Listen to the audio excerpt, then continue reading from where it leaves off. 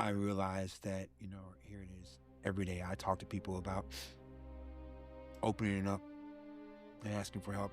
And so this is an opportunity for me to do that. There's an opportunity for me to show guys that it's okay to be vulnerable because we all need help in some way or another. We all need help. Every veteran has a story of sacrifice, courage, humor, and heartache. Each week, Veteran Story Hour captures these remarkable stories firsthand in the voices of those who've served. Recorded live from the weekly Friday brunch in the Saluda, Virginia studio in Waynesboro, this is more than a podcast. It's a living history, preserving the legacy of America's heroes. You're listening to Veteran Story Hour, Voices of Valor, presented by Saluda, Virginia. Let's begin. Our guest today has worn a uniform for most of his life, even though his time in the Army was brief. An Army combat medic, football coach, teacher, biblical counselor, commandant. Each one seemed like they could be a destination until God made it clear it was just another step. Alec didn't plan to be a caregiver. He didn't plan to become a counselor. And he certainly didn't plan to be diagnosed with stage 4 colon cancer in 2019. With limited warning, immediate symptoms, and pain led to a scan and a divine detour. But here's the thing. Alec never stopped showing up. Not for his students, not for his church, not for the young men who needed guidance. Even as he walked through the valley of surgeries, chemo, setbacks, he stayed grounded in one truth. God wasn't done with him yet. This episode is about faith when the map doesn't make sense. It's about showing up when you're the one who needs help. And it's about a man who believed that every uniform, every struggle, and every no is part of a bigger yes. Alec is not out of the fight as we touch on his need for a living donor for a new liver. Ladies and gentlemen, it is my honor and privilege to introduce you to Alec Gunn. Community itself is getting lost. You know what I mean? Right. And the normalization of talking to anybody about anything, like that's just getting more and more extreme. So that's the thing. It's interesting you said it because that's what we talk about. The church. That's what the church is about, and we're about building community.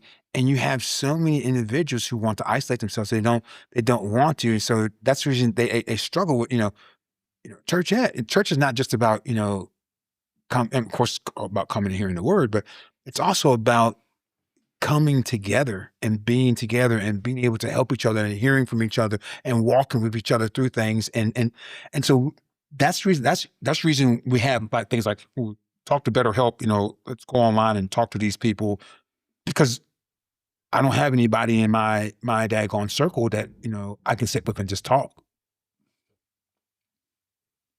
Yeah, my wife and I talk about that too, because like from the female perspective, it's been an interesting thing for her to talk about and share, which is this idea that for her, the mom shaming and what social media has done with it, which it made it to where when you think about like what women historically, like the idea of the different roles, and never in a million years did you have women having to rear children on their own. They either had their mother or they had the community of females that were there, and that was their job. Is to be able to interact with them like that. Yeah. And everybody's on their own individual island. And then it just becomes this weird pseudo competition of who's the best of the different things that they're doing. And it's like at the end of the day, it's the whole goal, like it's that loss of community that has to be designed. Mm-hmm. Like by design, the loss of community and dependence, it has to be designed this way. Right. Because if you have people within communities that are able to take care of themselves or take care of each other, now we're not dependent upon anything else. Right. Right. So we're just going through Acts. And so the early church, so that's what happened. So what they did was they actually made people, like they say, hey, all right, it's kind of like giving people jobs. So here's your job. Your job is to take care of the widows in the community. This is what you do. You're going to serve the widows in the community who don't have any family. They don't have any kids.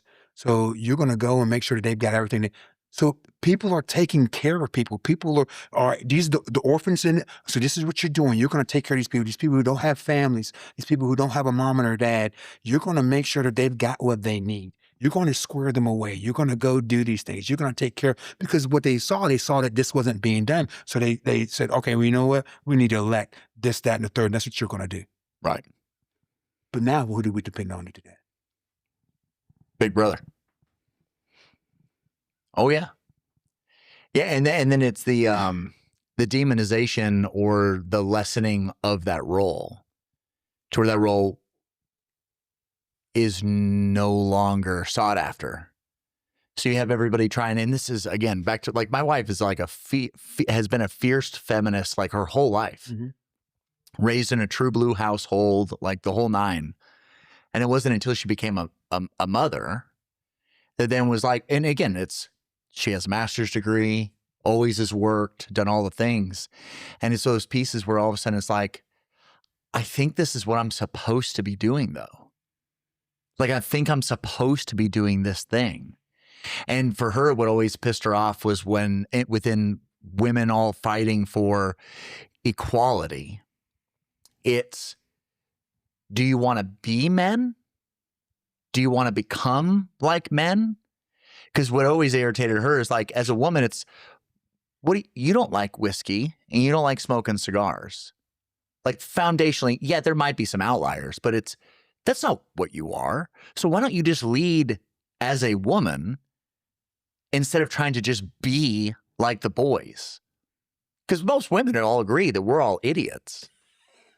And that's pretty, and we would agree with it. We were like, yes, you're right. We've been trying to tell you this for years. Why do you ask me questions? we do not argue about that being the reality. Yeah. And it's a piece where it's like, then do it better.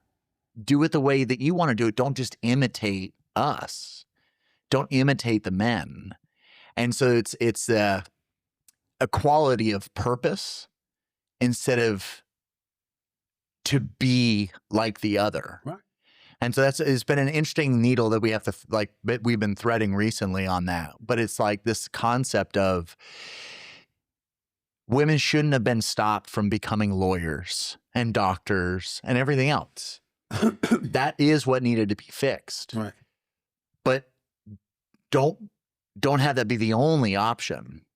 And then and so you have you have equal opportunity to be whatever you want to be, but don't try and just become what men are. Right. So it's been an interesting conversation of just, then why? Why then? Why did we want to, outside of getting a second taxable income, which is definitely a big piece of it, of putting women into the workforce, and women get into the workforce because we go to war. All the men are gone. We still need to be able to do what we need to do. And all these amazing individuals come up and they step up and they show, hey, women they actually can chew gum and walk at the same time. They're what a novel, human. What a novel idea. They have brains. They can do this. But then it was that became the priority. And the idea is, if you're talking about wanting to be able to control an organization, control communities, it's destroy the family, destroy the community, and then it's a lot easier to move the pieces around. Because now everybody's chasing a promotion or chasing the next opportunity. While they indoctrinate your children.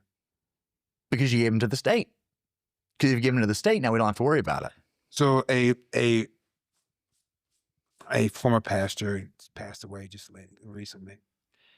One of his sayings was, if you send your children to be taught by Caesar, don't be amazed when they come back Romans. Yeah.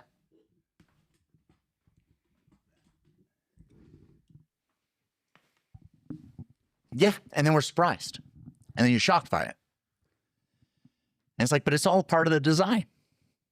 And that's all. And again, I'm not going to drag too far into this soapbox because there's there's no need. I mean, we're all on the same page, so there's no need to. I mean, but for me, it was the biggest thing where I shifted out of education was an element where I was getting to the point where I was getting so discouraged that the system was broken. Right. And it's broken. It's not working. And you talk to anybody that's an educator, they all are going to say the same things. This is broken. It needs to be fixed. And we're going to try and fix it. But then I came to the realization that it wasn't broken. It was operating exactly the way it was supposed to. And that's why anyone that felt like it needed to change, you were going to give all your effort, all your energy to change it. But you're literally dealing with, and back to, I'm sure, for you on the counseling side, it's if someone fundamentally doesn't want to change, it doesn't matter how much effort you give. You will just exhaust yourself wishing that the other person is different, or that the system is different, or the mechanism is different. And it's not. It wants to be what it is because it's exactly as it was intended to be. And so for me, it was just like, then yeah, no, that we need something different. Then it's if this is the mechanism that's broken, it wants to be this. So now we need to be able to have alternatives. Now, what's the name of the church that we're recording in today? So this is New Valley Church, and the name of the school is Trinity Classical. And that's where I was driving towards. Yeah. Mm-hmm. So Trinity Classical is relatively new? Oh, yeah. Yeah. Oh, this year. This is our first year. This is inaugural year. Okay. Yeah. Yeah. What causes this church on this corner here in Waynesboro where we're recording, this building has been around for a long time, for a very long time. Yes. So New Valley comes in, again, relatively recent. 6 years. 6 years. Well, matter of fact, we're about to have our 6-year anniversary. Why a school? Kind of because we just talked about, we saw a need. You get to the point where you're tired of seeing what is wrong, and you realize rather than keep on saying this is wrong, why don't I do what I know is right? Mm-hmm. And so that's what it was. We wanted to, and it would be better if my lead pastor was talking about this, but we sought to create a school that got our young people back to learning the basics. Mm-hmm. And basics like morality, basics like the classics. That's what they learn here. They learn the classics. They read the classics. They just getting back to what education originally started as is building an individual that will be able to leave the home. It's interesting too, because when we talk about education like that, we want to get back to what education was, but we're talking about what was. Yeah. Right. And was as in the one-room schoolhouse, or so that's what's here. So that's what's going on here. Yeah. So in Trinity Classical, it's like you may have 3 to 4 different grades in one classroom. Mm-hmm. And I mean, part of that is because 1, we don't have a lot of kids at the moment, but 2, that's the way because what happens within inside of the classroom is each one is teaching one. And so, and helping along. And so, so we right now we're from, don't quote me on this, but I think it's like from, 1st grade or 2nd grade to 6th grade right now. That's what we have. The plan is to expand and to get larger. And I think as, our community and just people in general start to see the need for that we're going to start to see more people come in and wanting to be part of this school and have their children at this school. So. Yeah, you're seeing it within the state of Virginia specifically, but across the country, right? Off air, we were talking about 2020, right? You had an interesting experience coming right into 2020 personally, and then also professionally. But it was the change that we started to see, which is as soon as 2020 happened and decisions were made countrywide, globally, and then really those first couple of years coming out from 2020 to 2022, you saw homeschooling increase. I think in the state of Virginia. Yeah, I think it was something like it. I think the number is from 2020 to now, it's somewhere in the 200% range of an increase of homeschool families. And really what it is it's an increase of families that are wanting something different. Roger. And it's an interesting catalyst, certainly for Virginia, because Virginia does not allow charter schools. So the only other option is private school or homeschooling. And your homeschoolers have been, and this is globally, because I was talking with somebody that I used to work with that was French and grew up in France. And so he talked about, he's like, you're French, in France, he goes, anyone that was homeschooled, they were just religious zealots. They were absolute freaks that were just out in the countryside, and that's what they chose to do. And that was here as well, right? Outside of like, I felt like go back 20 years, it was homeschoolers were either your anti-vaxxers, which that name really has evolved over the last 10 years. Right. But it was your anti-vaxxing group or your hardcore religious group. But you have this massive population of people that have completely evolved that are now entering into the homeschooling space. Right. That are not religiously based at all. It's just like, no, I just don't like what's happening. Roger. And so you are seeing, certainly in this area, the amount of private schools that have started to open up that are just alternative forms of education that go back to classical education or, you know, not what's now. Right. It just seems to be like we've got to go back to whatever was. And it seems to be that the average age of the people that are running these schools are Gen X to millennial. That's correct. It's an interesting thing to see of where it was the Gen X, I'm not going to poo-poo on boomers on this particular episode, but you had a class of people that just grew up in such a different time. And then you have your Gen Xers and your millennials that kind of really watch things wildly change. Oh, yeah. My wife and I were talking about it. We're like, man, if you look at from like the late 70s to today, every 10-year chunk, whatever 10-year chunk you want to look at, like the massive change of just what was happening and what's happened. Well, you know, that's what I talk about a lot of times too. I said, you know, that's one of the biggest differences in the world now is that I remember, and we're talking about 10-year changes. I remember where, you know, you'd go this amount of time, like, you know, 10 years, maybe 8 years, and then you see this change, a massive change. What's happening now is change is happening so quickly now. It's like 2-3 years. You're just seeing change. It's like, boom, you know, we were doing this, but now we're doing this.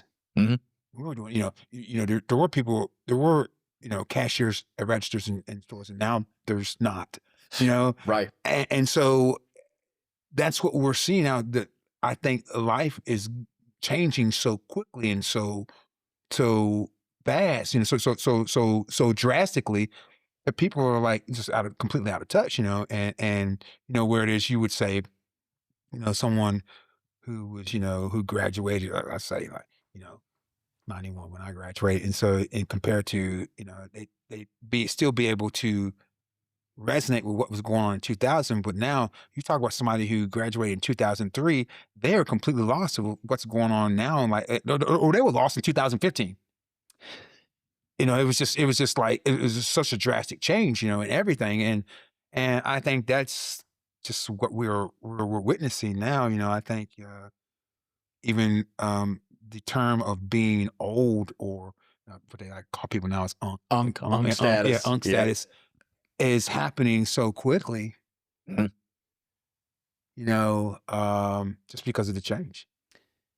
The biggest change outside of inflation, that was where my wife and I were talking about just the inflation changes just in the last 5 years compared to it's there was a story my wife was talking to me about where two daughters found a receipt that they found in their mother's things that was when they were babies. So they went to the same store and bought the exact same things. And I think the receipt at the time was like, it was diapers and it was all these different things. And I think it was like $150 the mother had spent back in 97. Mhm. And so they went and bought the same things and it was $500 today. And so it just is, it's so like, that's just an inflationary change. But the biggest change for me, so again, I can't, I got my degree in history and I'm a complete dork for all things history, right? And so historically, when we look at, if you zoom out and you look at it from like historical, like really looking at like 100-year swaths, what's been interesting to see recently, and I want to get your opinion on it, is probably from 1950 till 2025, we've watched society become more liberal and more progressive. Oh, absolutely. Because and sometimes 100% in the right direction. Right. We're trying to improve, and that is really the purpose of the next generation, is to be rebellious, to push back on their parents, to push back on the norms, and to push and keep trying to move us in a progressive direction. It's the beauty of, you work with teenagers enough, it doesn't matter who mom and dad are, mom and dad will become the enemy. And they're going to try and do something that's different than what mom and dad provided. Right. Whether they were abusive or whether they were loving, it doesn't matter. It's the next generation's job to challenge and then to push. And that's been consistent. When you have the children of the 60s, Mm-hmm. right? Mm-hmm. Incepts drugs and rock and roll. And now, holy smokes, we moved from Frank Sinatra to the Beatles and the Stones. Right. And now things are really changing. And then we have all those psychedelics and everything that comes in, which God bless Jimi Hendrix, right? There's a lot of things that happened that were awesome that came out of that. And then the 70s got really dark and really weird. And then we had a lot of war that helped fuel a lot of that. But we kept pushing, right? All your rebellious youth were always kind of pushing the envelope, and then tattoos and all these things, right? All these things start to really change whatever was normal. But 2025, I started to realize really, really quickly early on in that year that what it meant to be rebellious was going back to conservative values. We had swung so far to the left, and I'll use the left, like left and right is irrelevant, but we had swung so far away from that traditional style of community and family and church and all these things, to where we are literally watching the youth go back to church.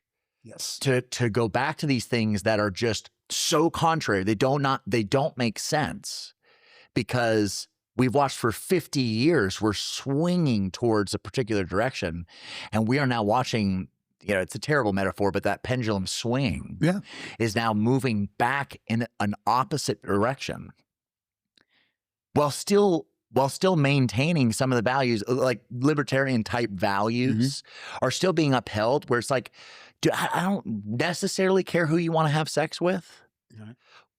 But I do, but I know you do, right? But and I'm talking generally. Right, I'm talking right, within society. right, Roger. Alec is a biblical what is it? Biblical counselor. Biblical counselor. So we have some fundamental foundational thesis here. I want to speak for Alec. But you're watching this swing back to where it's like, no, I think like going to church is cool. And I think maybe not having tattoos is cool. And I think it's like, in all sense, like, wait, that's never been cool. Right. And now we're watching that shift. Right. It's interesting, like you talked about, to watch the revivals that are starting to happen on all these university campuses. It's like ridiculously large. I want to say this, y'all. I want to let everybody know, I don't know how real those are, how deep they're getting, but the fact that these individuals are coming out and going, it's like you said, the pendulum. I've always talked to my wife about this. I said, that's something about society will always, the pendulum will always shift greatly to one side, and all of a sudden just shift back to the other side. Mhm. The pendulum never just hangs in the middle. Oh yeah. It shifts. And so it's interesting you brought that up, because yeah, it is, even in this church, I would tell you that the, the age range in this church is, it's all over the place, but there are more 20, 30-year olds in this church than probably any other age group. And rewind just 10 years ago. Right. Most churches were closing Right. because Exactly. your average age was 60. 65. Yeah. Or they were dying out. They were Exactly. dying out, and that's something that, I even in, my work in nonprofit, and in, the ministry with working with unsheltered neighbors, is that was one of the warning signs we had to try to, we need a brick and mortar, because the churches that we had been using as host sites didn't know how long they were going to be there, because these people were aging out and they weren't having an influx of youth coming in there. So that church might not be there Right. within the next 2 to 3 years. So I can't continue to rely on them as a host site.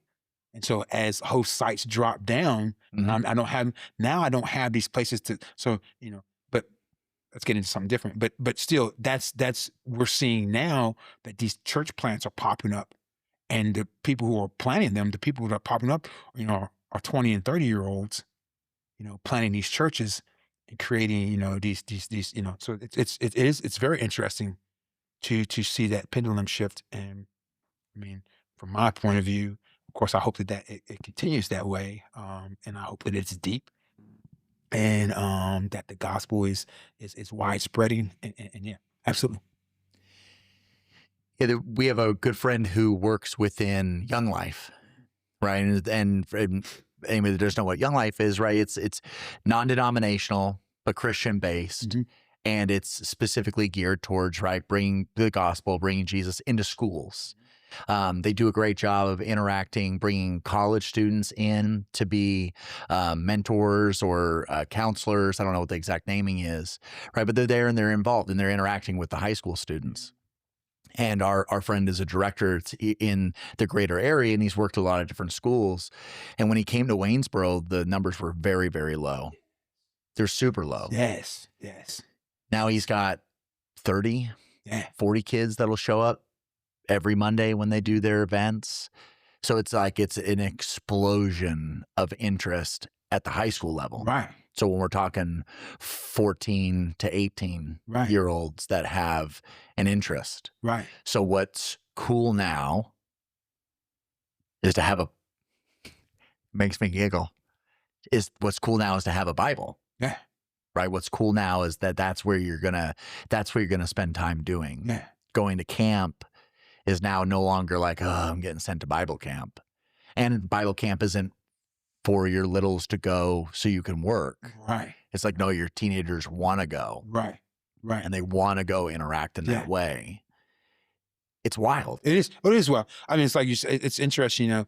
I remember, probably, I would say even like 6 years ago, attempting to have like a prayer vigil, or like, hey guys, let's get together to pray. And you might have, it's probably 5, 6 people show up. Like, I'm not showing up for that. But now, I mean, like, even when we do the meals for the football team, man, it's like all 40, 50 of those cats are about that prayer. They're about that. Like, they're about that. They're like, hey, man, you praying right before Roger that. Yeah. And so they want to know more. I've had individuals talk to me, ask me about theology questions and things like that. And they want to know more. Yeah. They want to understand. And so, and that's a blessing, to see that and to be able to interact that way. Even my counseling, I would tell people that the majority of my counseling, I work with adolescent and adult males, but the majority of my counseling is I'm getting 13 to 25-year-olds. Those are the individuals who want counseling, but want biblical counseling. They want to understand. They want a foundation. That even after they leave, and we talked about this earlier, that even after they leave from counseling, that they still know where they can go back to for help, to move forward. So it's just an interesting time. It's an interesting time we're in. How different is biblical counseling versus what I would only think of is I think you use the phrase is clinical counseling. So clinical and biblical, the difference is, and so even I will tell you, there's a difference between people who would say that they are Christian counselors and biblical counselors. There are people who are Christian counselors that will use clinical counseling and insert scripture into the clinical counseling, whereas in biblical counseling, the foundation is the Bible. The text that we use for counseling is the foundation of the Bible. We believe that the Bible is inerrant and that the Bible can be used to deal with any and all issues that there are that we come across. And if you read the Bible, you come across everything. You want to talk about depression, there's depression in there. We can go to Lamentations. We want to talk about dealing with anxiety. There's anxiety in there. You want to deal with adultery. You want to deal with addiction. You want to deal. All those things are there. They're in the Bible. And so, and through that, it being the inspired word of God, God teaches us how to deal with these issues, these things that we're going to struggle with in our life. I mean, Jesus, one of the last things he said before he left is that I leave you with my peace because I know the struggles of this world, but I've conquered the world. So that's what the difference between biblical counseling and then you talk about clinical counseling is that, people or clinical counselors use techniques from like Freud, Skinner, stellar human beings. Yeah, first right. Yeah. And I mean, and I don't want to use that word. I was going to use a word, but I'm not going to say. But just it's not biblically based. It's you and your inner self can help yourself, right? And so, I mean, in biblical counseling, one of the things we always talk about is usually that's where you got where you're at anyway. You're trying to look at yourself, and so yeah, that's the difference. There's the difference. I'm not here to poo-poo on my clinical colleagues. I wasn't baiting you. But no, I understand. No, you asked a question, and I want to be honest with you. There's the huge difference. And the reason why I wanted to drill into it a little bit is, right, it's Veteran Story Hour, Mm-hmm. right? And veterans listen to this. Right. And there's an element of where counseling or talking to a therapist, there's been a humongous push. Yes. Any of us that listen to any type of podcast, right? We've heard the ads for BetterHelp, right? We've heard they're all over, right? It's massive marketing. Yeah. And 2020 was a huge catalyst, mm-hmm. right? It's you can only mainline fear porn for so long, right? Roger. Until it really starts to affect, right, anxiety and depression. And I think that there is a movement that's happening. There's a lot of voices that are coming out right now recently. Scott Galloway is a writer and a talking head that has picked up some prominence. He just was on Oprah's podcast and talking about it, but normalizing the conversation around what has happened to young men over the last 15, 20 years specifically, about where we really have lifted women up as they need to be, but we have demonized and we've destroyed men along the way. We emasculated them. Yeah. Let's be honest. It's 100%. Yeah, you deneutered mm-hmm. most of your men and turned them into what they become, which is just too afraid to even walk up and speak to a female, Roger. to be able to get out of the basement of their home. There's so many elements that are really working against men, and we're now starting to normalize that conversation.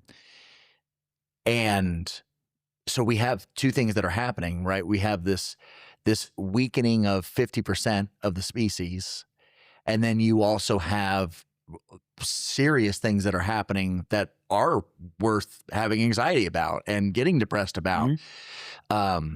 Because we also worked for the last 30 years to demonize church and community. Roger that. So we've lost foundation. Yes, sir. And so you have a bunch of people that have no ground under their feet. They don't know what to do. So they're going to do what you do, which is you drown. Yeah. And so you have all these people drowning. And then we have the solution, which is, well, have you talked to a therapist? Have you talked? You should go talk to somebody. And I could only imagine what that is like as that has infiltrated its way into veteran circles as well and into the military. So I had the opportunity to be able to interact with Jim Belcher Jr. And I know you. Jim has a great story. And he was awesome to have on and talked about the USS Indianapolis and talked about all those things about his dad. But part of the conversation that we had with him, it was really interesting, was talking about the survivors and the survivors of USS Indianapolis and how they had surveyed the survivors and like a nice longitudinal study, right, over the course of the years of, and whether they were doing the survey with the family or with the individual guys that had gone through that ordeal, but it was how long it took for them to open up about what happened. And I think he said it was the average, and Jim's going to have to forgive me, but I felt like it was in the range of 20, 25 years. And that they would, some of them started to talk about it, or they'd never talked about it, but it seemed to be the average of, if they chose to talk about that day or those days, it took about 25 years. And it was an interesting observation that Jim made, which was, that's how long it took because that's how long it took. That if you tried to make them relive those moments and pull it before they were ready, it caused massive harm. Yeah. And so that's where he challenged. And so what's interesting is that that conversation with Jim happens for me personally and anybody that listened to that episode on the podcast. But then also now hearing other people talk about this push to go see a therapist, to relive turmoil, right? And to go after those things, which is actually causing more harm because they're not ready yet. And we're living in this cyclical moment of harm, diagnosis, live it again, and then it's just this horrible flywheel that gets moving. So, it's interesting about it because I talk about this often, even with my clients that I work with, and I've had conversations with other counselors about, investigating the past. Now, it's very necessary to investigate the past, but you have to be careful that you don't have individuals live there. Yeah. And what I equate it to watching a movie that you don't like. So I always ask people, so tell me a movie that you don't like. For me, I cannot stand Groundhog Day. I think that's a horrible movie. Okay. And so, it's the equivalent of watching Groundhog Day over and over again, pausing it, fast forwarding it, doing all these things, thinking you're going to change that movie. You cannot change that movie. It happened. It happened. Now, what you can do is you can take things from it. You can learn from it, but you don't want to live there because living there makes you continuously watch and relive something that you never wanted to watch in the first place. Yeah. And so oftentimes you will have individuals who are in therapy being brought back to places in their lives, and this is why this is going on. It might be a catalyst, but what we want to do is we're here on the road. How do we go forward? How do we go forward? Because going backwards is not going to get us going forward. Nobody runs a race and says, you know what, hey, let me stop and go back because the way I ran those couple of laps back there, I don't like them. So I want to redo those laps. No, I don't get to do that. I don't get to do that. I want to continue to run.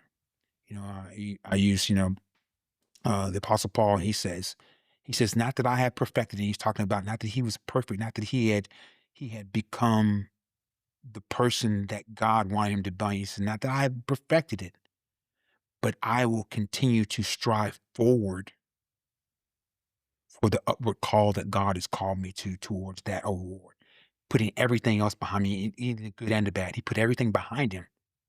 He put it behind him. He said, you know what? Those things happened. Some of them were good, some of them were bad, but there's my goal. That's my goal. And so I'm keeping my head and eyes on the prize. So I'm moving forward. And oftentimes in counseling, individuals are brought in and they're told to look back rather than to look forward. Like I said, I'm not saying that going in the past is not good. It is very essential to learn from, Right. but you don't want to live there. So for me, yeah.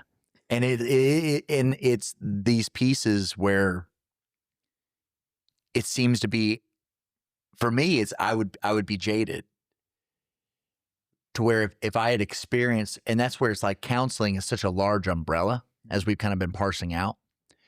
And for me, I think it's important to want to make sure it's vocalized and it's obvious that it is. Just because you've tried one version, there's many versions in there. Roger that. It's a little bit like going to church. Yeah. There are, my opinion, way too many different styles of churches, even under the Christian umbrella. I'm not gonna disagree with you there. And so the problem is that if you had a bad experience, Church. from one particular church, one particular pastor, one particular building, is that it turns you off from all options that are available to you. But if you get disenchanted with one particular version, the last thing you want is have that ruin everything else for you.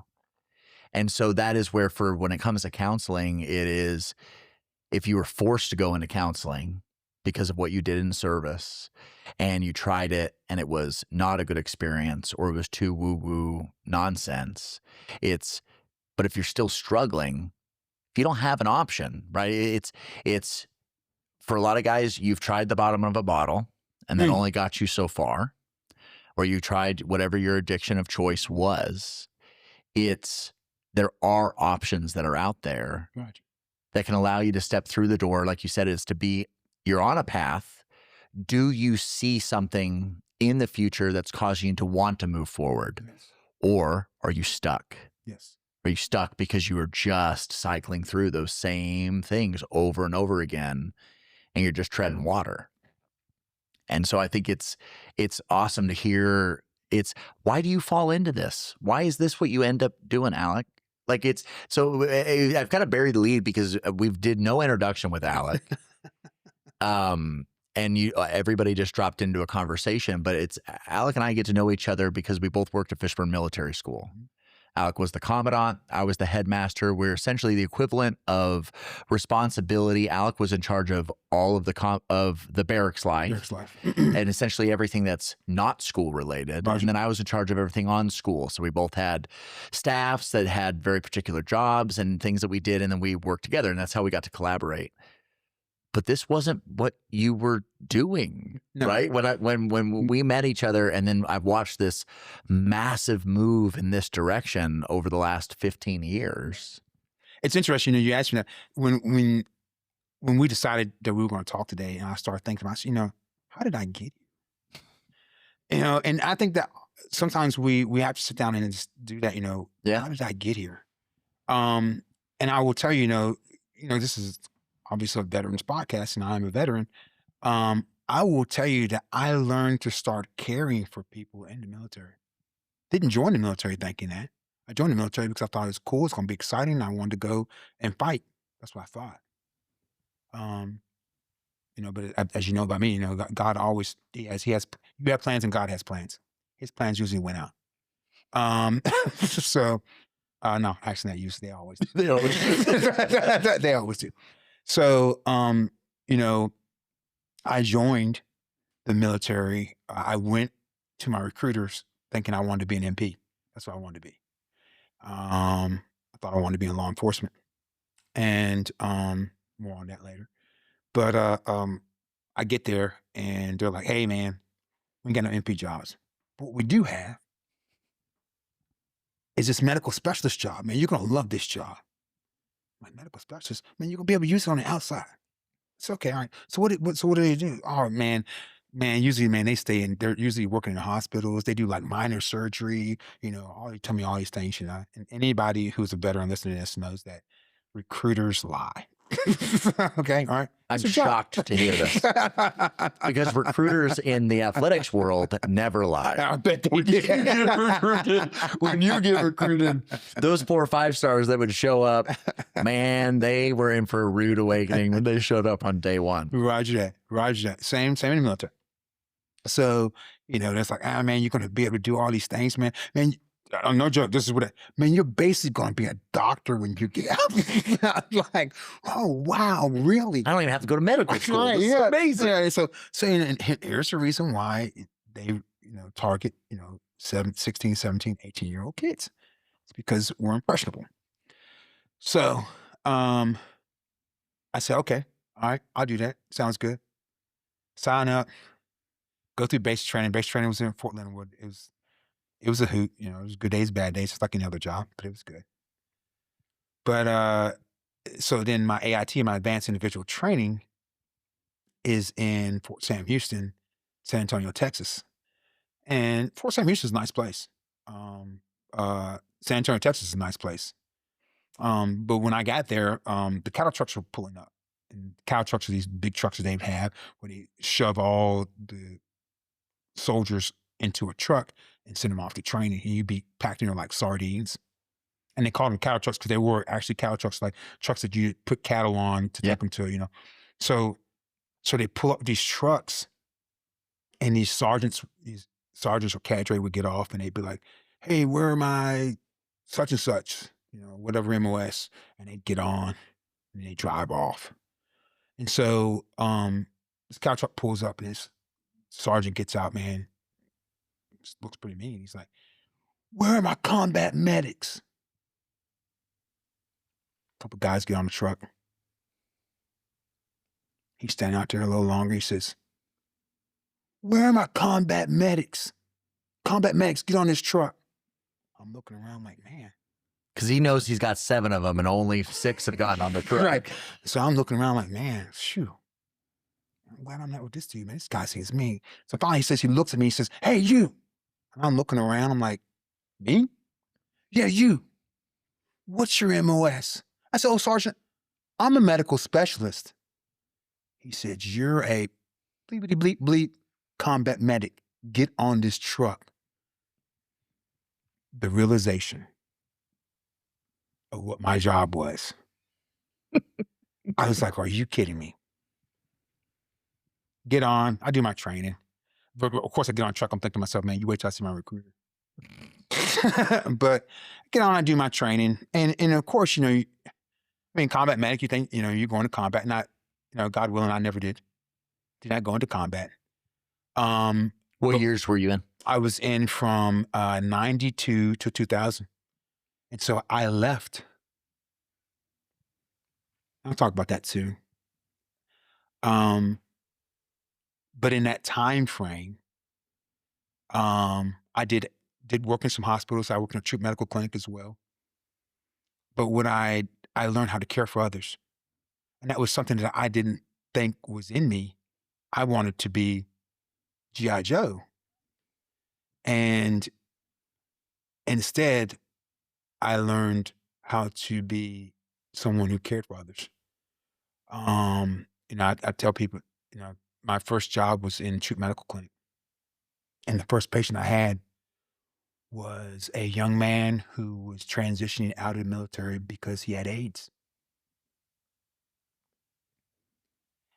And and you gotta understand, this is 1992. Yeah, I was gonna say it's still like gay cancer. Right? Oh yeah. There's a stigma. Yeah, there's a stigma. And that young man, just how he would even enter the troop clinic, just almost like this look of, why these, and I understand, I know that look. I know that look from what I've been through and how people look at you like, almost that look like, man, you gonna die. You about to die. And so, this guy, he's walking in and he just deals with this every time he comes to the treatment medical clinic. And so, you learn to walk beside people like that and to have compassion for them. In the midst of their suffering. From there, believe it or not, so people, I mean, you can't see me, but I'm not a tall guy. I'm 6 foot, but I'm a pretty big guy at the time. And my next job was in a pediatric clinic. So I'm in working with infants, babies, healthy babies, sick babies. That'd be horrible. Yeah. It would be brutal. Yeah. To be with sick Yeah. babies like that. And so, but you learn to care. You learn to care for the baby. You learn to care for the parent who is struggling with this. This is my child. So I say that, when I say that God had a plan, he's always had a plan. He's always had a plan because, even in that, when I look back, like I said, I was saying, how did I get here? I realized that's what I continued to do. I kept continuing to be in these positions where he was like, I want you to care for these people. I want you to care for these people. It's forced empathy. Yeah. I Yeah. want you to care for them. And so, I go from there to the emergency room. So I work in the emergency room. And that was wild. Driving an ambulance. I drove an ambulance. That's crazy. But, all this while I'm in the military. And so then I'm like, I think to myself, man, it's kind of a lot of trauma I've been dealing with. I just want, what I want to do, I tell you what, I'm going to go back to school. I want to be a physical therapy technician. That's what I want to do. So I did. I went back to school. I go back to San Antonio, Texas again, go back to school, get my physical therapy technician identifier. And I did it for less than a year. And I transferred out of it, decided, you know what? I've always wanted to be in law enforcement. I'm going to do criminal investigation. Well, so hold on. Why not PT? I did it. And here it is. So a lot of things transpired. So here, when I got to PT, I'm working PT and they made me an NCO. So I'm a young NCO. I'm a young non-commissioned officer. I'm a sergeant. And I've got this PT clinic in Hanau, Germany. And we are seeing, no joke, we're seeing like 50 to 60 people a day. Okay. And I'm in charge of it. It's only me and a physical therapist. Holy smokes. And we are rocking and rolling every day. And so here's what they do. Here's what the Army is. The Army says, yep, doing good. Let me hand you this and hand you this and hand you this. Let me give you some extra stuff. So, here I am. I'm in CIC of a clinic. So I'm in charge of this clinic. I got to make sure the clinic is open up. Everything, run it, it's ran correctly. Make sure the therapist is taken care of. But then they say to me, hey, yeah, you know what? By the way, we want you to be the fire and safety marshal for the whole entire clinic that we have. It's everything in the clinic. So I'm doing that. Oh, yeah, and by the way, we're going to give you these 10 soldiers and put them under you as well. And so some people are like, man, that's not too bad. But what happens with anyone when you're getting more than one task and you want those tasks to be done well, they don't all get done well. Well, yeah, you can only spin so many plates. Right. And so what happened was I got to the point I was like, well, I got to pick and choose which ones, what's going to get, some things might only get 60%. Some things might only get 40%, And so my uppers, my people in charge, saw a decline. And they were like, Sergeant, what's going on? Yakety smackety. Got written up. But at the point I was that guy, I was like, you know what? I'll tell you what I'll do. I said, so I took leave. Went and redid my ASVAB test, because you go back and take a class and redo your ASVAB test and get your score up.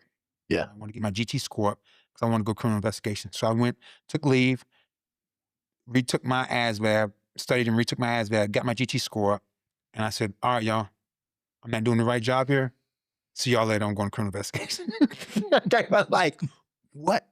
I'd already gotten the paperwork. I'd signed it. They'd accepted me. I was like, 2 fingers, I'm out. Yeah. I'm criminal investigation, which is what I wanted to do in the beginning anyway.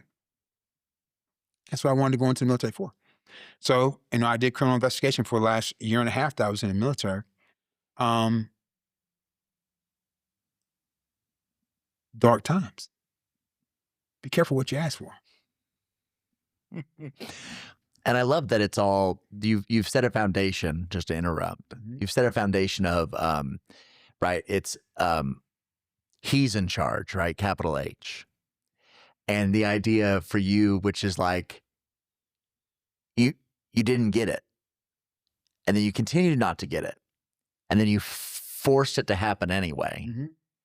And then you got what you Got wanted. what I wanted. Got what I wanted. And dark.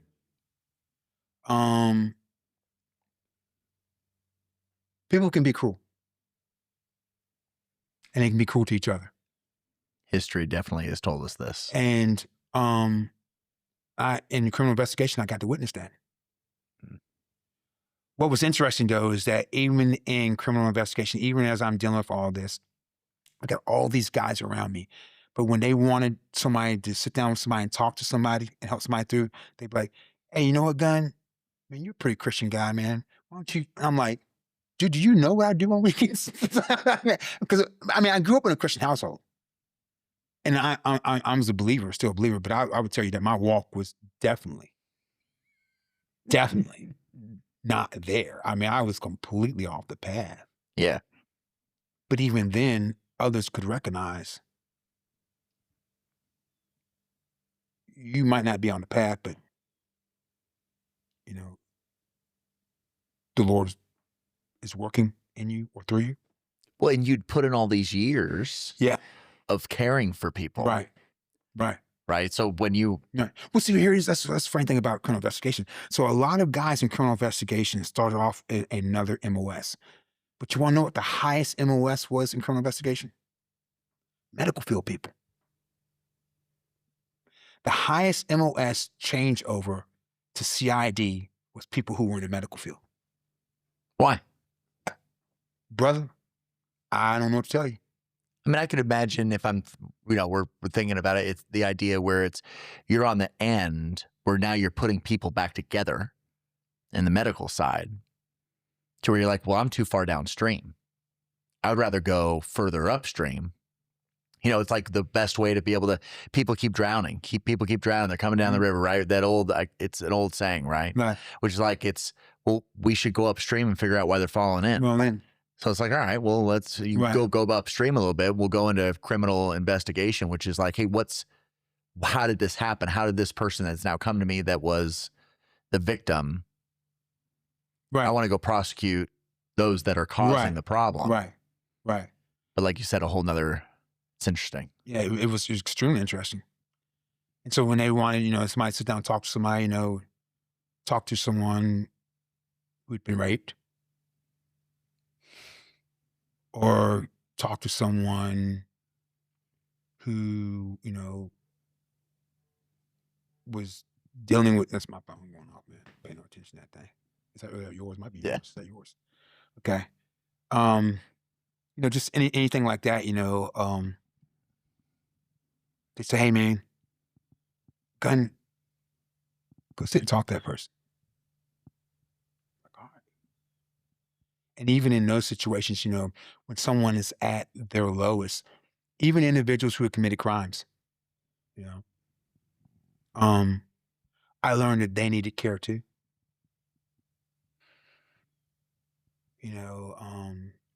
I think sometimes, we vilify people who sin, but we all sin. And so I learned to care and love for them as well. Individuals who had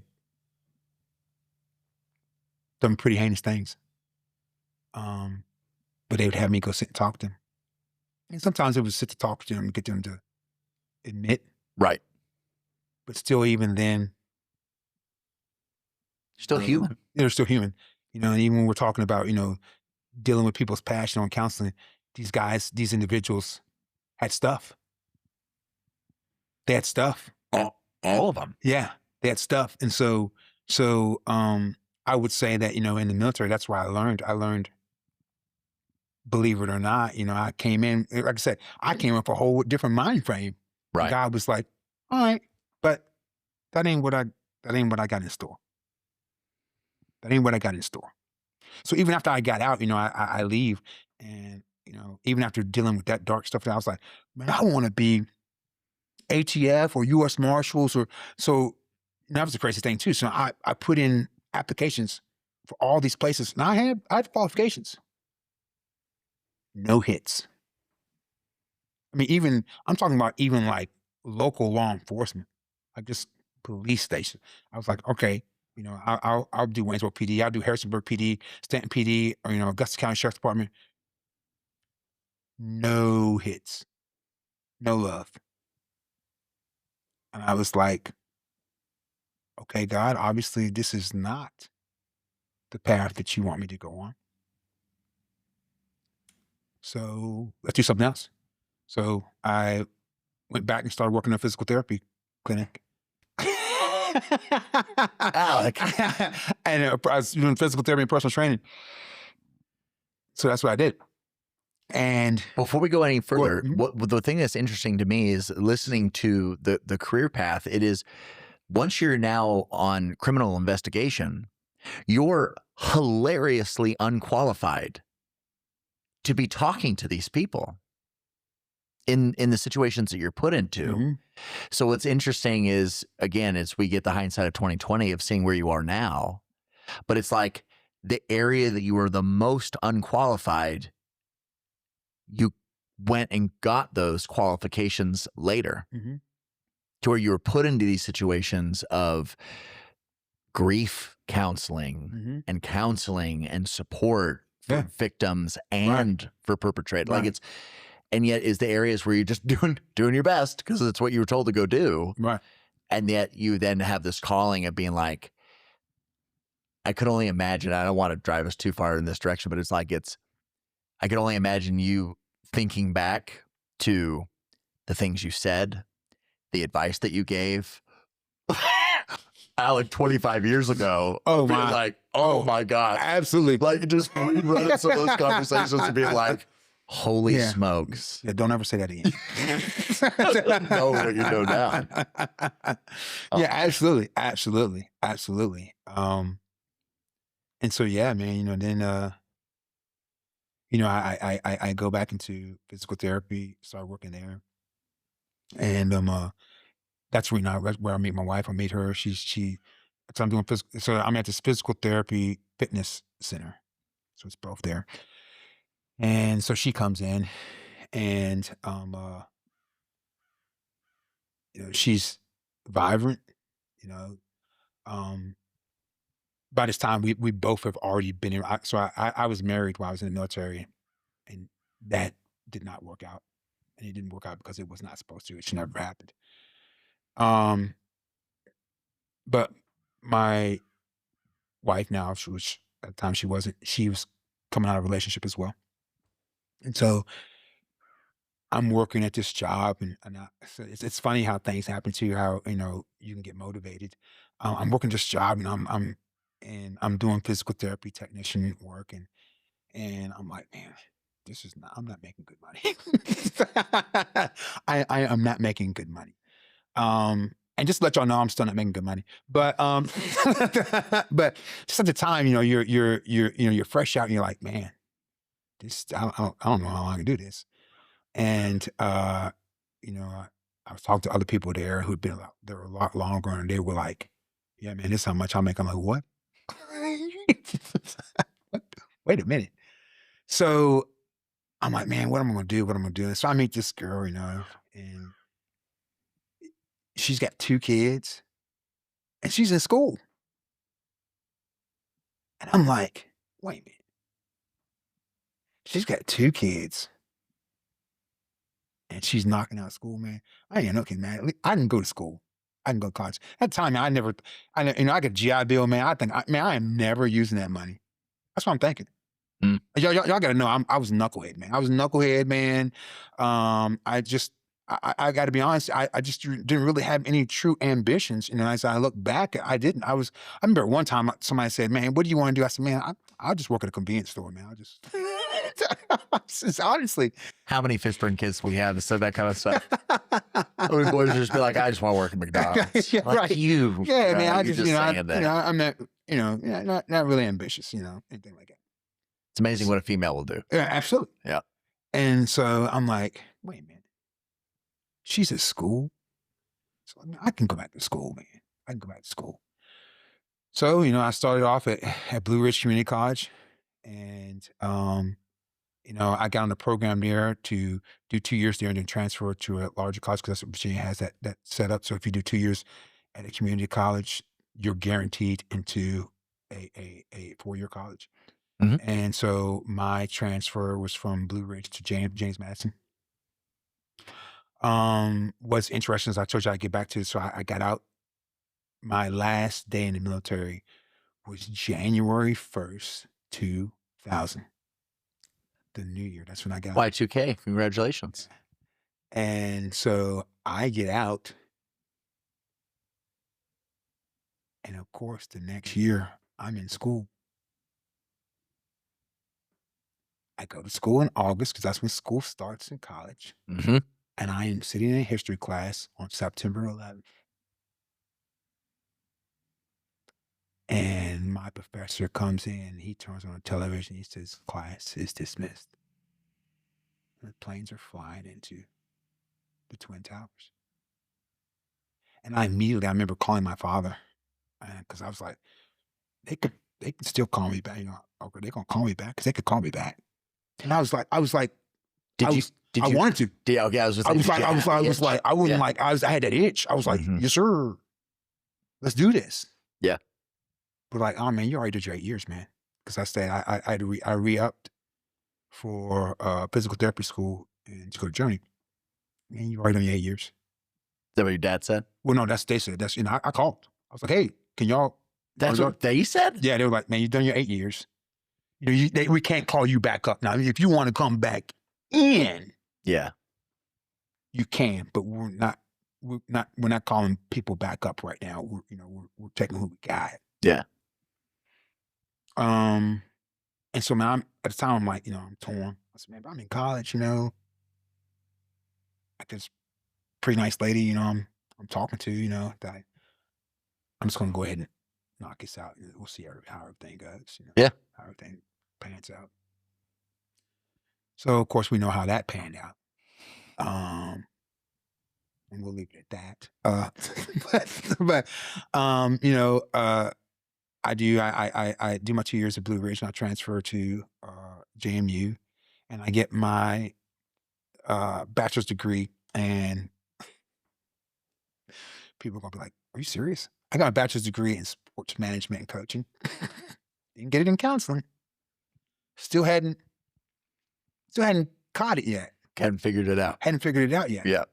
So I remember But you're on the edges. I'm on the edges. I'm on the edges. Everything that you're doing I keep getting put in this situation. So even funny then, I told them another thing. So, women are smarter. We already talked about this earlier. Women are smarter than men. And so my wife now, but she's my girlfriend at the time, she says, hey, Alec, because she's a teacher. At the time she finished school, she's a teacher. And she's like, do you think maybe you should get a teaching certification? I was like, are you crazy?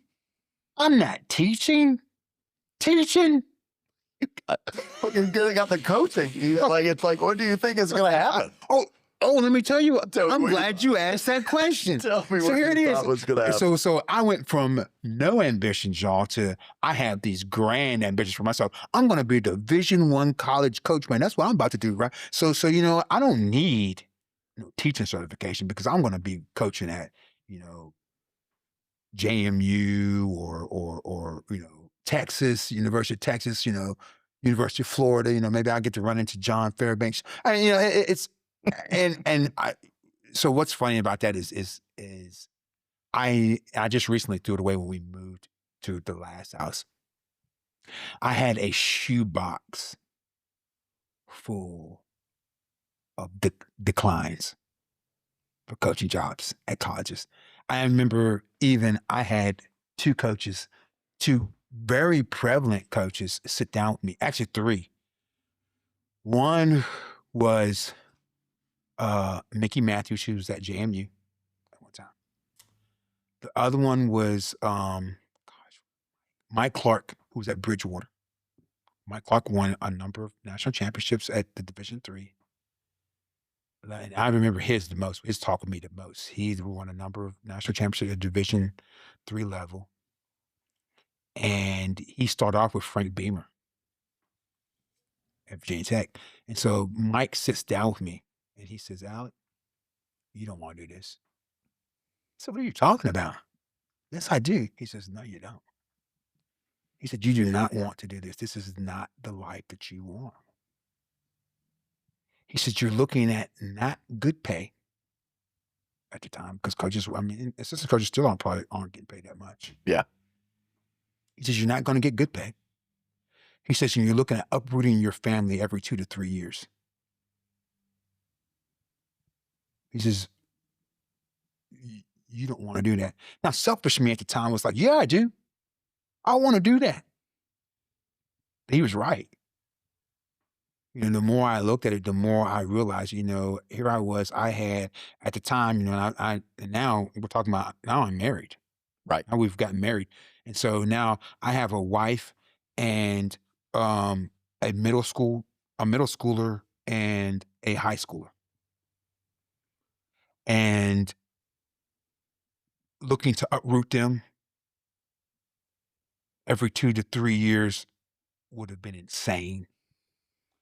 And so I sat down with my wife. I said, you know, I think I need to go back and get my teaching certification. I went back to school again. So I went back to school and I got my teaching certification. And now while I'm getting my teaching certification, I get my provisional. So I started working in the school system. And so here's another funny thing about me in the military. When I got out after 8 years, I was like, you know what? I'm done with the military. I'm out of the military. Every job I took from the time I got out of the military until 2019, y'all, put me back in the uniform. I got put back in a uniform every time. So first, in 2003, I first got approached about working at Fishburne as the head football coach and being one of the PE instructors. Well, what happens at Fishburne, you know, is I got put back in the uniform.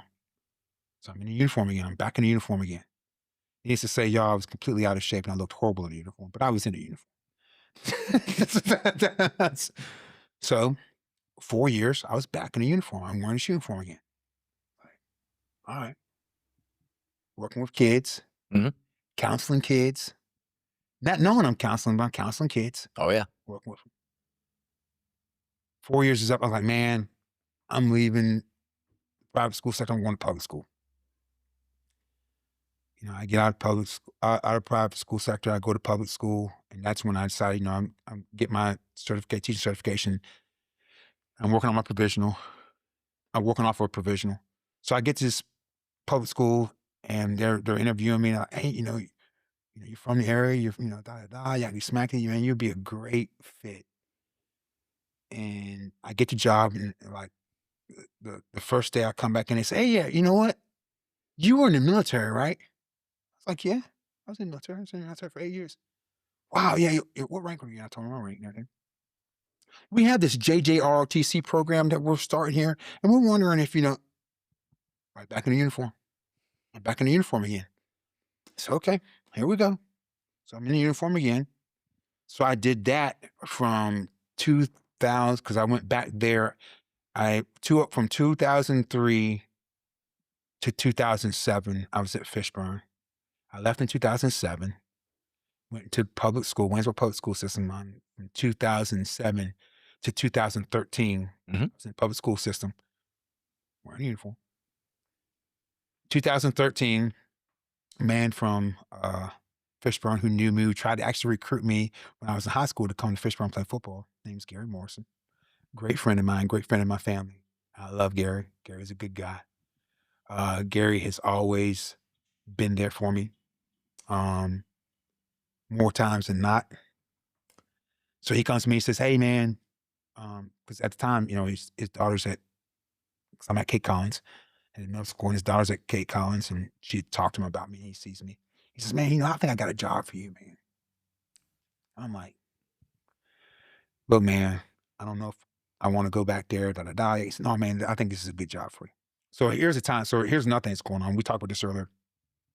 So as I'm working on my provisional, I'm going to classes and I'm getting my certification. I'm going through these teaching classes, and the more I'm going through them, I'm understanding that I do not agree with public school system. The more classes I take and the more I learn, I am learning that I do not agree with it. I disagree with a lot of the things that I'm being taught. Mhm. So here I am. I'm going through these courses and I'm fighting with myself. And I'm talking to my wife who's in public school and she's been teaching for a couple years. And I'm like, "How did you do it? Yeah. How are you doing this?" I said, "Because every bone in my body is telling me there is no way in the world that I could continue to even uphold what they're telling me to uphold." And granted, I'm working in public school system. I'm doing these things, but it's like it's one thing to do it, but then when you see how the sausage is made, you're like, "I don't know if I really like the sausage." I'm not really feeling this. So Mr. Morrison comes to me and he's like, "Hey," and granted, I'm doing my time. I've been in the certification process for about 3 years now. And I'm about to get my certification. He comes to me and says, "Hey, I think I got a job for you." I said, "Okay, what's the job?" He says, "Man, I think you'd be commandant Pittsburgh Military School." So now here's another thing too. When I got into education, this is one thing I said. You always, if you're a knucklehead like me, you always say, "This is what I'm not going to do. What I'm not going to do is be an administrator. I'm never going to be in administration." He comes to me, he tells me, "Hey, I want you to be an administrator," and I'm thinking about it. So I thought, like, really, commandant? So, and I go home and I talk to my wife about it, and I'm like, we're mulling it over. And of course, John was telling y'all, explaining to y'all what commandant does earlier. And so, what I was going to be doing is I was going to be engaging and investing with young men and helping them grow. And my wife's like, "That is the job for you. You'd be a fool not to take it because that's what you're supposed to be doing." So I took the job and I did that for 6 years. And while I'm doing that for 6 years, I start getting young men that are coming into my office and I'm talking with them and I'm mentoring them and I'm discipling them. Mhm. And as I'm doing it, God keeps pointing me in a direction, pointing me in a direction. I don't want to say he's talking to me, y'all, but he's talking to me through scripture. And I'm reading and I'm feeling a push and I'm praying every day. I got to this point because I got there in 2013. And in around 2016, I have a revelation. I rededicate my life to Christ and I'm like, "Okay, God, what do you want me to do?" So for the next 3 years, I am bombarding him with that question. I'm like, "What do you want me to do? What do you want me to do? What do you want me to do? What do you want me to do? What do you want me to do?" And the whole time, y'all, I'm working with these kids. I'm bringing them in. I'm talking to them, working with them. And finally, counseling comes up. And I laugh at that. I mean, I scoff at that. Counseling? Because at the time, y'all, I didn't know that I even agreed with counseling. It's like, what? Counseling? You want me to be a counselor? Well, because of all the things like I was talking about earlier. It's like you have these opinions of what that thing is. Right. I've seen enough movies. Yeah. I know what that looks like. Right. No. No, I'm not about that life. I'm not feeling that. That's mamby-pamby land. I'm not going to mamby-pamby land. And so I was like, "Okay, what's that going to look like?" So, and interestingly enough, prior to this, me coming to this revelation, my brother had come to me maybe 4 or 5 months prior. He said, "You know what? I think you should be like a coach." I was like, "Man, I do coach." He said, "No, no, no." Like a life coach. He says, "Like a life coach." Yeah. He says, "I think you could." I said, "Man, shut up. Man, stop playing." So fast forward. This is on my birthday. I'll never forget this. And it's a Thursday. And I'm like, "All right, counselor, I'm gonna do it." Some boss man says, "You know what? Maybe university has online classes. Why don't you go check it out and see that?" I said, "All right, let me get on there." So I get on there. I'm perusing their stuff that they got. Pastoral counseling. I said, "Shut your mouth." I said, "All right, all right. I'm gonna do pastoral counseling." Okay, so let me see what they got. How I got to get in. What does it take for me to be accepted into this program? So I read all this stuff and I call them up. I say, "Hey, I'd like to, apply for your pastoral counseling course." Yaki smacky yada yada yada yada. They talk to me. They get me signed up. They do it all over the phone and everything. After they get done, they pray with me. I said, "All right, y'all, we're good." Hang up. This is on Thursday. Saturday morning, I get a phone call. "You're accepted into the pastoral counseling program. You're starting such and such day." I was like, "Okay. Okay. This is what you want." And so even in that, as I tell it, so I go on the story and just to let y'all know, prior to this, me and John had done a recording before, and it's lost. And it absolutely got crushed. It got crushed. And part of that reason, I think, is because I did not give a good testimony on things that transpired after I made that decision. So a lot of people think that my coming to Christ and my push for how I believe that Jesus changes lives came after certain aspects of my life, and that's not actually the case. So in 2018 is when I started school for pastoral counseling. 2018 is when I accepted my application into pastoral counseling, and originally it was going to be pastoral counseling slash coaching, life coaching. And during that time when I was doing pastoral counseling and doing life coaching, I talked to a friend who was working with me at Fishburne, and he said, "Man, you know what? Actually, you should probably be doing chaplaincy." Mm. And so he says, "I think that's where you want to be." And I thought about it and I looked into it. And so I flipped. I called Liberty up and I said, "Hey, I want to move out of the coaching, life coaching track and into the chaplaincy track." Thinking they'd say, "Nah, man, you're already in." "No, okay, no problem." Doo-doo-doo. What? I said, "Okay." So 2018, I'm doing pastoral counseling, and chaplaincy track, community chaplaincy track. 2019, February 2019, my mother passes away. And so, and when you're going through counseling and even especially in the chaplaincy track, we're talking about grief and loss. So there's a grief and loss section. You're learning that. You're learning how to walk people through grief and loss. My mother passes away, and that's the chapter that I'm in. That's the section I'm working in. It's how to walk people through grief and loss. So my mother passed away 2nd of February, 2019. And then 10 days later, our dog that we had for 5 years, we had to put her down. Something's wrong. And so now I've been trying to walk my dad through grief and loss, and now I'm walking my wife through it. So at the time, I'm like, okay, God, I see it. I see you. I see you. I feel you. How fast were you working to get through the rest of the chapter? I mean, But like, I'm like, yeah. around the rest of this. I don't need to work. So I'm like, you know, okay, and the whole time, I'm like, okay, all right, I see what you're doing here. I know, what are you doing here? What are you doing here?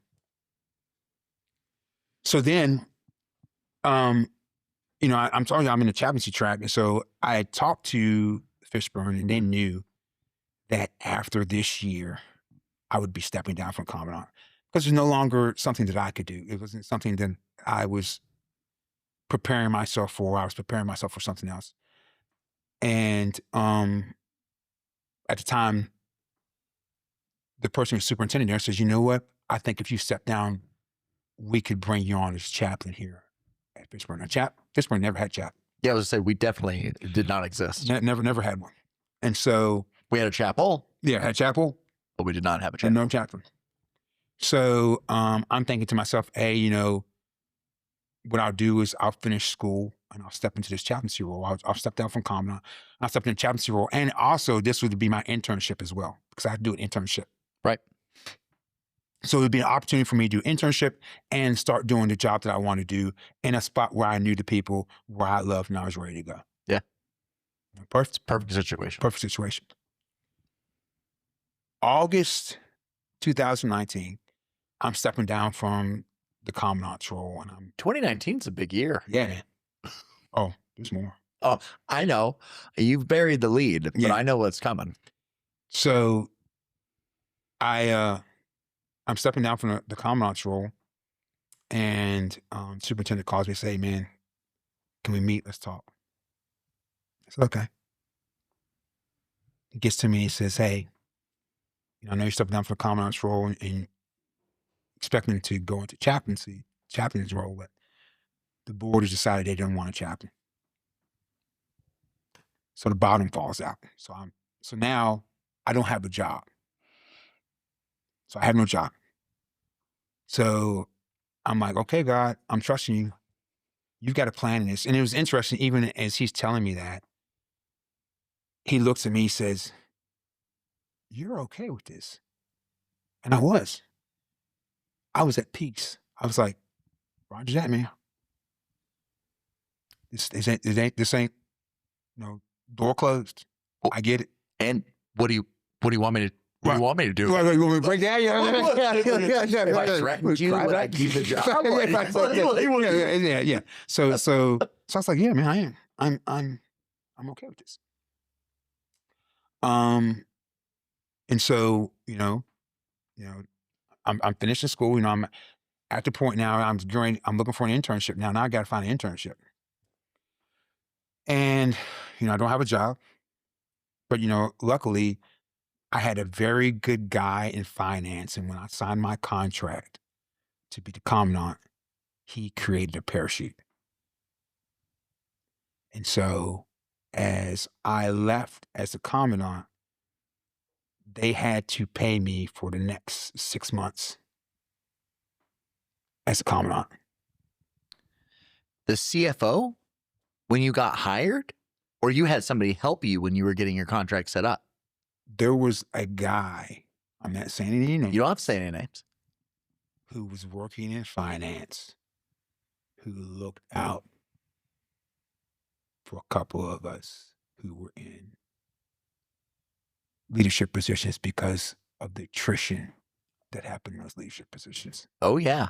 Yeah, we didn't mention it, but the Commandant position has about the same lifespan as an NFL running back. Right.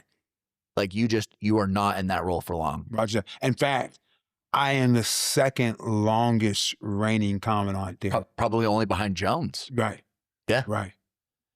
Yeah. So think about that.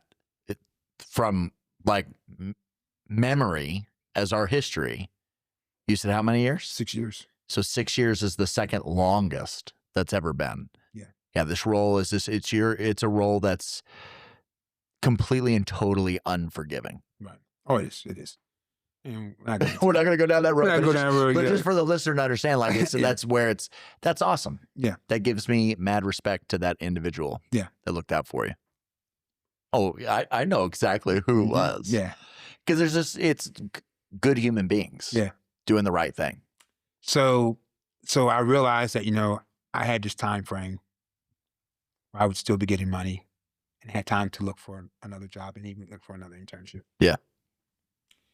Oh gosh, because your internship is tied to this opportunity too. Ugh.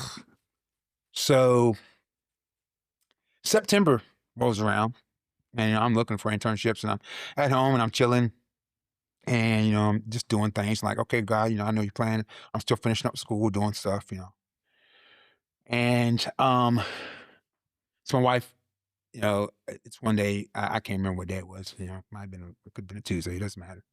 Anyway, she's like, hey, can you go to the grocery store today? Blah, blah, blah, do this. I said, roger that. I'll go around afternoon time frame. I'll hit it up. Get the groceries, bring it home, square away. And I remember we had breakfast for dinner the night before. And so there was some stuff left over. And so I was like, hey, man, I'm just going to have that for lunch. And then I will go to the grocery store. So I eat lunch, had some pancakes, just what have you. And that's just the way I am. Yeah. And so, I had pancakes, what have you, and then I go to the bathroom. And I go to the bathroom, and when I come out, I just have this incredible stomach pain. And it's a stomach pain that I knew immediately when I felt it was different from any other stomach pain I ever had. And so I'm like, wow, this is bad. And I'm like, maybe it'll go away. And so I said, I'm gonna go lay down. And so I go and I lay down and I end up texting my wife, Tracy. And I said, hey, Tracy, hey, I don't think I'm gonna be able to go to the grocery store today. I am sick. Mm-hmm. And so that word is not a word that I use often. And so my wife is immediately like, what? Yeah. She said, and she even texts back, she says, what? She said, you're sick? I said, yeah, I don't feel good. So I'm not gonna be able to go to the grocery store today. So, I lay in the bed, and actually the pain is bad enough that night my wife sleeps in the other bedroom with the dog because the dog sleeps with us. And by the way, we got another dog, so right. The dog sleeps with us, and I'm like, I don't know if I can deal with y'all jostling. So about 11 o'clock at night, the pain hasn't went away. And I just told Tracy, I get up, I said, I'm driving myself to the emergency room. I'm gonna get checked out, see what's up. I'm thinking, I might have diverticulitis or something. Yeah. So I go to the hospital, go to the emergency room. They get me in there. I told them, so I had been throwing up stuff too. I've been throwing up and I'm just not feeling good. Explaining to them what's going on. They say, okay, they give me some meds for my nausea, my pain, what have you. And say, hey, let's get you in, get your CT scan. We go in there, we do CT scan. They come back and say, hey, it might be the diverticulitis, but there's a spot that we're concerned about. The shadow. I said, roger that, what y'all want to do? Well, yeah, we want to get you and get you a colonoscopy, we'll get that squared away. It's okay, cool. So the doctor that I had at the time, she was a nurse practitioner. She was really good. They had scheduled me for a colonoscopy like weeks down the road. She's like, nope, I want it right now. I want it right now. It's amazing the power that those PCPs have, right? Of just being like, nope, it's happening today, tomorrow. You're going to bring him in tomorrow, and then it happens. You're doing it. And God bless her. She's a believer too. She's awesome. And now she works at, in Veterans Hospital. She works with veterans now. Okay. So she's awesome. So she's like, nope, right now. So they get me in, they do the colonoscopy.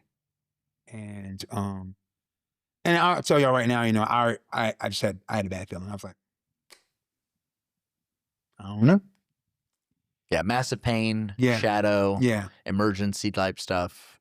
So they go in there and they come back out, and anybody knows colonoscopy, they show up in your, well, if something's wrong, they're in the room with you. Yeah. Afterwards. So I wake up and they were like, the person who did the colonoscopy, she's like, there's cancer. See, there's cancer there. And my wife almost passes out. Because see, there's nothing you gotta understand about me too. At this time, y'all, I was like pretty much the bill of health. I worked out all the time. I watched what I was eating the whole nine. So she pretty much is ready to pass out. She's like, she heard the C word. C word's a big word. And so they did that, and they were like, and we're gonna need to do some more imaging. And so they did some more imaging, and they come back, they said, it's stage 4. It's on your liver. And so at this time, y'all, and I'm very transparent, you know, I'm like, God, what did I do? Did I hear you wrong? Did I do something wrong? Was I not supposed to go into counseling? Like you'd be, Yeah, you know, like the career path was right. Did I do something wrong? And then the next thing is, am I that bad? Am I that bad that this is what I get? Because I know that I've struggled. I know that I know that I've messed up. But am I that bad? And so I ask those questions. And like I tell you, you know, God answers us through scripture. And so in this, you know, I'm finishing up the school. So I'm in the word. I'm reading the word. I'm immersed in it every day because it's part of my schooling, you know, so I'm immersed in it. Sure. So in it, I'm reading about these people who suffer. You know, to think that a Christian's life is comfortable means that you are not reading the Bible. I'm just going to tell you right now, if you think at all, and C.S. Lewis says this, if you are looking for a comfortable religion, do not pick Christianity. All right? Because it is not for comfort. And so I'm reading this, and I realize as I'm reading and the struggles that people go through, that for me to do the counseling that he was calling me to do, I had never experienced any struggles, any suffering. Not real suffering. Oh, I maybe I didn't get the pair of shoes that I wanted when I was a kid, something like that. So, you know, things like that, you know, or, you know, I didn't get what I wanted for Christmas, things like, but not real. So, and that's nothing too, is, in this world, sometimes I think we have construed the word suffering, you know. It's interesting. I was watching a lecture the other day, and the guy says, you know, somebody came on the lecture on the ad and said, do you suffer from male pattern baldness? He says, you know what? He says, I got to tell you, obviously me and you have different understandings of suffering, because that's not suffering. And so, you know, and that's nothing too, as a Christian, we're always working. Our goal is to work to become more like Christ. Well, Christ suffered. And sometimes we struggle to hear that. And we're like, whoa. You know, I do all these other things. Can I heal some blind people? But I don't, that suffering thing, I don't know about all that. mm-hmm. But I came to understand and realize, for me to do what I was aspiring to do and what I was feeling called to do and what I was telling the Lord I was going to do, I had to suffer, because I hadn't suffered. And so in 2019, the bottom dropped out. But the bottom dropped out to provide me with more understanding on how to care well for people and how to love well for people, because people are suffering. And it's very difficult to love well and walk beside people who are suffering if you hadn't. And so that's what transpired. And I'm telling you this now because in our last track that we did, I did not talk about this. I didn't want to. Mhm. I didn't want to. But I have since been nudged that it's something that I should be telling. I should be, that this is my testimony, is that this, I did not become a Christian counselor because this happened. I was becoming a biblical counselor and then this happened.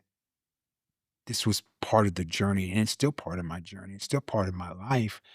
Um, but James, in First James says, find it all joy, the trials that we go through, because we know that through those trials, endurance is built and we are made perfect.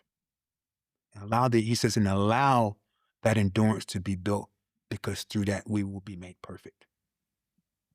And so, I no longer look at my situation as something, because if we had the time, I would go into how, I would spend, oh, woe is me, and it, oh, why me? Why this is going through? How come this cat ain't going through it?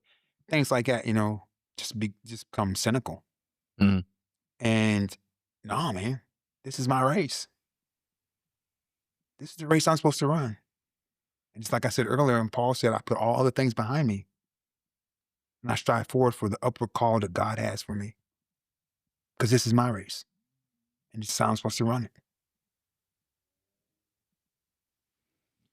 I'm glad you shared it. 2019 was a year of the bottom dropping out. Oh, yeah. You talked about, here it is, March 13th, I go in for surgery. And so people were just talking about, COVID. We're not even talking about pandemic yet. We're just talking about COVID. Yeah. We're just talking about COVID. And so everybody's talking about it. My doctors are talking about it. And it's almost laughable. Everybody's joking about it. Yep. I go into surgery. I come out. They're shutting things down, man. It was like Walking Dead. I mean, they were shutting stuff down. I was like, oh my gosh. Now I went from being allowed to have, or my wife being allowed to be in my room with me, to me not being able to have any guests come in while I was recovering. I'd recover for 6 or 7 days after surgery. And the whole time I'm in there, I'm finished up my term paper. I'm finished up school still. You're still in your master's program. Still in my master's program, and this is it. I'm at the tail end. This is it. I put in this term paper, and then I graduate. Did you ask Liberty if they had any other stage 4 cancer graduates? So that was very interesting. So I'm gonna tell you, that's funny you bring that up. So I'm in one class, brother. Here it is. I'm in a class, and I'm on live all these other individuals, and so we're talking and things like that, and we're talking about because we're talking about suffering and trials at the time. It's just one of the classes we're talking about, and so I'm in there. You better have gone last. Right. You better let everybody else go. So here it is. Check it out. There were a number of colon cancer patients in there with me, brother. So what you're saying is, if you don't want colon cancer, do not go into this program. Liberty University. So no, man, it was, for me, it was an affirmation. All right, God was saying, look, it's okay. It's okay. God. It's okay. You're all right. You're all right. And that's what, that's what we're learning how to do. We're learning to walk people. And those people were walking because I was new. And these were old. These people that had already done it, like years. Like some of them had already had it and they were out of it. And so they were like, hey. That's cool. It's all right, man. It's okay. Now, you said the mass was on your liver. Yeah, I had a spot on my liver. But but you're also calling it colon cancer. So it's stage 4. So here it is. With colon cancer, the first place it goes if it spreads is to the liver. And so that's where it went. And so that's when they knew it was, once cancer metastasizes, it's stage 4. And so I was stage 4 because it metastasized in my liver. Right. And so then, of course I had my surgery. I have not had anything in my colon since, but now I've had a few lesions on my liver. But God has sustained me in that too. I'm not sick. I'm gone through treatments. I'm actually going through treatment now. I'll start another round next week. But He sustained me through that. I'm doing everything. I work out. I play, I laugh with everybody. You know, I'm still counseling people. I'm still doing things. So Well, I'm appreciative of that you have shared kind of this whole piece because, like you said, we didn't hit on this, and this will be our longest episode that we'll release, and I think it's very appropriate. But it was a few months ago you posted on social media that you were looking for a living donor, and I would have to go pull up the exact text, but I'm sure there was plenty of expletives that I sent you. yeah. But essentially it was, how dare you have had a need, but you didn't vocalize it. Yeah. And so that's why for me, it's coming and sharing and vocal, because I get there's a level of incredible amounts of vulnerability to not only share, but then to ask for help. Right. And I get that. I'm a dude. Right. You're a dude. Like there's a lot of dudes, like capital D dudes that are listening. But for me, immediately was as soon as I saw it, it just was like, I felt called in a different way than I have felt in a very long time to be involved, spread the word, do whatever we could. But if you don't ever say anything, my 9-year-old goes to Appalachia Christian. We went to a school event and they did a cakewalk, right? Where they play music, right? Yeah. Right? But it cost $1. I didn't have any cash. And he comes back and he has a whole cake, huge chocolate cake, massive. I go, where'd you get that? He goes, I won the cakewalk. I go, where did you get the money? He goes, my teacher gave me $1. I said, well, that's awesome. I said, well, so we were getting ready to leave. And I said, well, I'll have Henry bring $1 on Monday. And she goes, no. She goes, you cannot rob me from this blessing. That was it. There was absolutely not. You are not allowed to pay me back because you're going to rob me from this moment that I got to have with him. Because you didn't win because you had the $1. It's gambling. It's every round you want to play costs $1. Right. He got the $1 from her, won the very first round. Right. His number gets called. So it was this great moment, right? And she want to rob it. It's, if you don't share it, you rob us from that opportunity. Right. To kind of step through a door. And what you did is you opened a door. Right. And I would imagine the feedback that you've gotten is that you opened a door and you had people fighting to get in, to come and help. Right. And to be involved in any way that they can. So I'm glad. So, you've heard me. So one of the things is that through this, the first thing I realized is how hypocritical I was. Because here I am in a profession where I tell people, you've got to come talk. You've got to come say something. You can't hold things in. You need to talk about it. You need to ask for help. But now I wasn't doing that. I didn't want to do that. I didn't want to, my pride got in the way. Sin of pride. And, but once I did it, I even talked to my wife about this, and I hope I don't get emotional, is the outpour.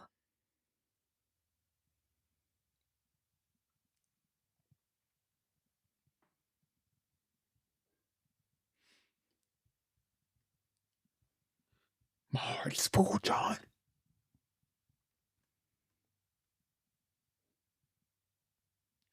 My heart is so full. Because you realize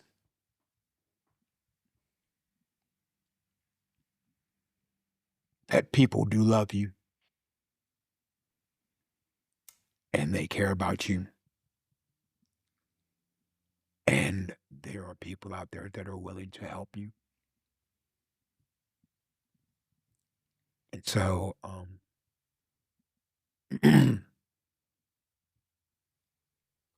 that was yet another time that God taught me. He teaches me often because I'm hard-headed. I'm probably a student in the back of the class like, "Oh gosh, Alec. Gotta teach you again, man? All right, okay, here we go." But yeah, um, I realized that, here it is. Every day I talk to people about opening up and asking for help. And so this is an opportunity for me to do that. There's opportunity for me to show guys that it's okay to be vulnerable. Um, because we all need help in some way or another. Mhm. We all need help. So yeah. Now, before we let you go, I want to share an update. Since this episode was recorded, Alec has been notified that he has found a living donor. After years of fighting and praying and showing up through treatment, someone has stepped forward, and now they're walking this road with him. Right now, Alec and his medical team are working to finalize a date for his liver transplant surgery. We're giving thanks as a community. We're praying and we're believing, as Alec always has, that God's timing is perfect. If you were moved by his story today, do me a favor and share this episode with someone who needs it. You never know what seeds you might be planting.